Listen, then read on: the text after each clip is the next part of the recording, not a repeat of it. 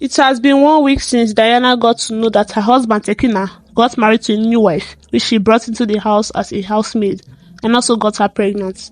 The discovery devastated her and almost gave her acute hypertension. She was barely taking care of her baby. She noticed that sometimes her breast milk refuses to pump, so she could feed her baby. Other times, the breast milk pumps too much such that she collects several bottles of it, and yet it would refuse to stop. The whole thing would leave her drained like a leaking tank. It was as if her whole body had changed both physically and psychologically. She was not feeding well. Tekina had stopped talking to her, and Ada, the housemaid, had stopped running errands for her due to her new position as the wife. Ada cooks her own food and does not care about Diana. Tekina has also stopped giving Diana money for her upkeep. So she looks unkempt. Her physical appearance changed and she became a shadow of her former self. Things got to a point where she lacked the money to feed her baby or to even buy diapers for the child. To cut a long story short, Diana was suffering a great deal and she needed urgent help. One evening, when she could not take the suffering no more, she decided to look for a way.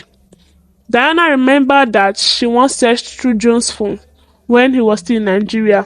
She had seen a contact of John's sister and she copied it into her phone. That was a long time ago, so she had forgotten she had a contact of John's relatives. Jones had blocked her in all social media as soon as he left Nigeria. There was no way to contact him, but she decided to reach out to John's sister, whose name is Joanne. Diana did not have airtime to make expensive international call to the UK, but she had a little MB in her phone. So she decided to make use of WhatsApp. She made a short video of herself and the baby and sent it to Joanne. Hi Joanne, my name is Diana. I'm in a desperate situation right now. Your brother Jones got me pregnant when he was in Nigeria. I'm a married woman, but I cheated on my husband with Jones. I needed to get a job for my husband and I had to allow Jones touch me since he was the one in charge. My husband got the job as agreed, but Jones came back for more enjoyment. We later fell in love and had good time together to the extent that I starved my husband to please Jones. Our relationship led to pregnancy and Jones assured me he would take care of things. I was shocked when he was transferred out of Nigeria and he left me stranded. He had abandoned me and the baby. My husband has now found out and he has completely excommunicated me. I have no one to support me and my baby is suffering. As a way of revenge, my husband has married another woman and they are both tormenting me and the child. I need your help. Please, let John see his baby, who clearly looks like him. Show him this video and do everything to help me out. Diana wrote in a message accompanying the WhatsApp video. Diana was just taking a chance on fate when she sent the message to Joanne, but she was surprised when she got a positive response. Within 10 minutes, Joanne replied. She apologized on behalf of her brother and on behalf of their family, which she described as being a respected family in the UK. Joanne said she is embarrassed that her brother could do such a thing to a woman. I'm shocked to hear this. After watching the video, I do not need a soothsayer to know that the baby belongs to Jones. I have to tell you that his wife here has divorced him because of incessantly engaging in infidelity. He has no child of his own, and he wants to abandon the one he has with you. Do you know that the company your husband works for belongs to my father? My father actually was the one who asked Jones to return to the UK so as to become the global CEO. We didn't know that he left a mess in the Nigerian branch of our company. I have presented the whole story to my father and he has asked me to fly to Nigeria to meet with you. I know the baby belongs to Jones, but my father said we must carry out a DNA test to be sure. If we can prove biologically that the baby is ours, my father will take the child irrespective of what Jones thinks. Please, stay strong. You will see me in Nigeria in the next 48 hours. In the meantime, send me an account number so that I can send you some money for upkeeps. Joanne wrote in a lengthy reply. Diana was so happy to read the message. Her spirit was lifted and she was happy once again. When she sent the account number to Joan, she got an alert of 10 million within a minute. Her mood changed immediately the money entered her account. The headache that was disturbing her stopped. She first of all prepared very good vegetable soup for herself. After eating, she went to the market to shop for herself and her baby. Ada and Tekina were wondering where Diana got all the money she was spending. 2 days later, Joan arrived in Nigeria and they went to the hospital for the DNA test. Joan was so happy to carry the baby and she could tell it belongs to her brother.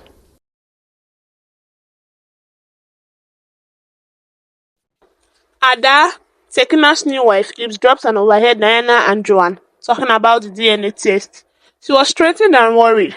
Her mind started racing about the possibility of what could happen if the DNA test eventually proves that Diana's baby belongs to Jones, whose father owns the company where her husband works. If the baby belongs to Jones, it means the child now has a legitimate right in the white people's family. Diana could ask them to sack my husband from work because of the way we have treated her in recent weeks. I heard the white man even saying her father in the UK is happy that Jones will be a father. That means they'll give the child everything and also treat Diana like a queen. My husband might lose his job because of Diana. If Diana decides to seek revenge against my husband, he will lose the good job he has and will be kicked out of this house. I have to do something to stop this from happening. Ada said to herself. While she was alone in the kitchen, she decided to talk to her husband about it. Sekina was on his way to work when Ada rushed up to him outside the building to talk about the matter troubling her heart. He was about entering his car when Ada ran to him. My love, I have an issue disturbing my mind, Ada said to Tekina. And what might that be? What is it that is giving my queen sleepless nights?